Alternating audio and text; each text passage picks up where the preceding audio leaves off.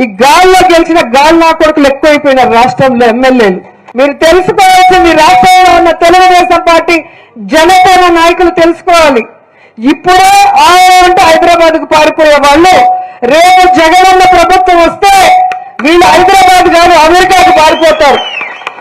ఆ రోజు మిమ్మల్ని కాపాడటానికి ఎవ్వరూ ఉండరు. వీళ్ళని నమ్మకం ఈ రోజు కనుక వైఎస్ఆర్ కాంగ్రెస్ పార్టీ వాళ్ళని మీరు టార్చర్ పెట్టినా, కేసులు పెట్టించినా, కొట్టినా దానికి 100 రెట్లు మీకు వడ్డీతో కూడా తిరిగి ఇచ్చేస్తామని కూడా ఈ సందర్భంగా తెలియజేసుకుంటాం. ఈ రఫా గాళ్ళంతా రోడ్లెక్కి మాట్లాడుతూ ఉంటే మనమంతా ఎక్కడున్నామో అర్థం అవట్లేదు నాకు. ఇవాళ రోజా మాట్లాడుతూ ఉంది ఎమ్మెల్యే నా కొడుకులు అంట. అది ఆడదో మగదో ఎవరికి తెలీదు. అది మాట్లాడుతుంటే ఎమ్మెల్యే నా కొడుకులు అంటే జగన్ కూడా దాని కొడుకేనా అని అడుగుతూ ఉన్నాను నేను. మరి ఎమ్మెల్యే అంటే ఆయన కూడా ఎమ్మెల్యే కదా, చంద్రబాబు నాయుడు గారు కూడా ఎమ్మెల్యే కదా. ఆయన వయసు ఎంత, వీళ్ళ వయసు ఎంత, నా వయసు ఎంత, రోజా వయసు ఎంత? ఇలాంటి దురదృష్టకరమైన బూతులు కొంతమంది కాపుల్ని ఉసుగొల్పి వాళ్ళతోనే స్టేట్మెంట్లు. అంబటి రాంబాబు, పేరు నాని, పనికిమాల వాళ్ళంతా వచ్చి దబ్బుంటే అరెస్ట్ చేసుకోమన్నారు. వీళ్ళు ఒకటే వంక.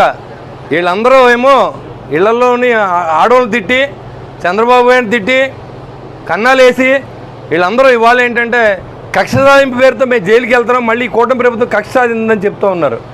వేల కోట్ల రూపాయలు కుంభకోణాలు ఉన్నాయి వీళ్ళు ఒకటి వెనకాల. ఇవాళ మిథున్ రెడ్డిని అరెస్ట్ చేశారు. రాబోయే రోజుల్లో జగన్మోహన్ రెడ్డిని కూడా అరెస్ట్ చేస్తారు. దాంట్లో ఎలాంటి ఆశ ఇది లేదు. ఎందుకంటే గజ దొంగ అతను. వీళ్ళందరూ మామూలు దొంగలైతే గజ దొంగ.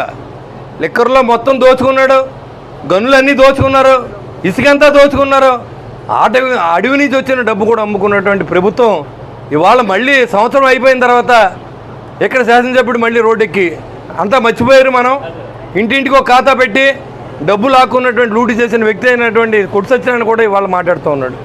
ఇంతకంటే దురదృష్టం ఇంకోటి ఏమి ఉండదు. సంవత్సర కాలంలో ఎవరు మర్చిపోరు. ఇవాళ బాధితులు సంఘంగా కొట్టు సత్యనారాయణ బాధిత సంఘాన్ని కూడా ఏర్పాటు చేయబోతూ ఉన్నాం. ఎవరైతే డబ్బు ఇచ్చి మోసపోయారో ఉద్యోగులు కానీ వాళ్ళందరూ కూడా నా దగ్గరకు వచ్చి చెప్పారు. ఆ లిస్ట్ కూడా నా దగ్గర ఉంది.